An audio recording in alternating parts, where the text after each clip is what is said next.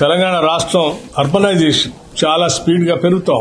దీన్ని గమనించినటువంటి ముఖ్యంగా మున్సిపల్ అడ్మినిస్ట్రేషన్ చూస్తున్నటువంటి ముఖ్యమంత్రి రేవంత్ రెడ్డి గారు ఈ అర్బనైజేషన్ ర్యాపిడ్ గా జరుగుతున్నటువంటి అర్బనైజేషన్ ని పూర్తి స్థాయిలో కావాల్సిన సమతుల్యతతో కూడిన ఇన్ఫ్రాస్ట్రక్చర్ ను కూడా అభివృద్ధి చేయాలన్నటువంటి ఆలోచనతోనే pure and rare core urban region ఎకానమీగా ఒక ప్రాంతాన్ని, పెరి అర్బన్ రీజన్ ఎకానమీగా ఇంకొక ప్రాంతాన్ని, అగ్రికల్చర్ రూరల్ అగ్రికల్చర్ రీజన్ ఎకానమీగా రేర్ అంటే ఆగ్రో బేస్డ్ వ్యవసాయ ఆధారితమైనటువంటి పంటలతో కూడినటువంటి పారిశ్రామిక అభివృద్ధి ద్వారా ఆ ప్రాంతాన్ని కూడా అభివృద్ధి చేయడానికి 3 జోన్స్ గా ఈ రాష్ట్రాన్ని విభజించి 2047 కల్లా ఈ రాష్ట్రం $3 ట్రిలియన్ ఎకానమీతో అభివృద్ధి చెందటమే కాకుండా ప్రపంచంలోనే అత్యంత అభివృద్ధి చెందినటువంటి దేశాలతో పోటీ పడే స్థాయిలో తెలంగాణ రాష్ట్రాన్ని ముందుకు తీసుకొని పోవాలనే ఆలోచనతో ఈ ప్రణాళికలు తయారు చేసుకుని ముందుకు పోతున్నాం. దానికి సంబంధించిన గ్లోబల్ సమ్మిట్ విజన్ డాక్యుమెంట్ ను కూడా మనం ఇప్పటికే రిలీజ్ చేసుకున్నాం.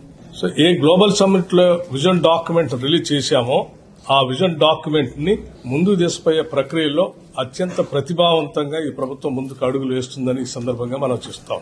కావలసిన పారిశ్రామికీకరణ, ఉద్యోగ కల్పన కోసం కావలసిన పారిశ్రామికీకరణ, ఆ పారిశ్రామికీకరణకు అవసరమైనటువంటి ఇన్ఫ్రాస్ట్రక్చర్ ఎకో సిస్టమ్ ని అభివృద్ధి చేయటం, వీటన్నిటిని మేలు కలిగితో ముందుకు తీసుకుపోయే ప్రక్రియని మొదలు పెడతామని చెప్పి ఈ సందర్భంగా మనం చేస్తా ఉన్నాం.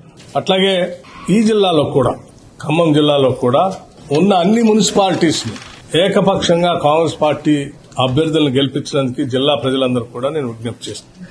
ధన్యవాదాలు, కృతజ్ఞతలు తెలియజేస్తా ఉన్నాను.